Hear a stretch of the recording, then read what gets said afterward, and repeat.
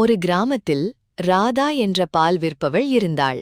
அவள் தினமும் காலை பாலை அடுத்துக்கொண்டு சந்தைக்கு சென்று விற்று வாழ்ந்தாள்.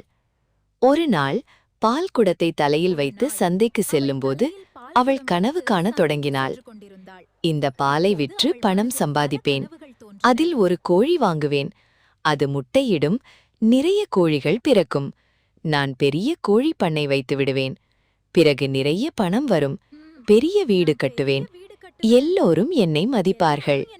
இப்படி நினைத்துக்கொண்டே பெருமையுடன் தலையை ஆட்டினாள். அடுத்த நொடியில் தடாங்! பால் குடம் கீழே விழுந்து உடைந்து பால் எல்லாம் சிந்திவிட்டது. ராதா அதிர்ச்சியடைந்து கையில் இருந்ததை கவனிக்காமல் இல்லாததை நினைத்ததால் இதுதான் நடக்கும் என்று வருந்தினாள்.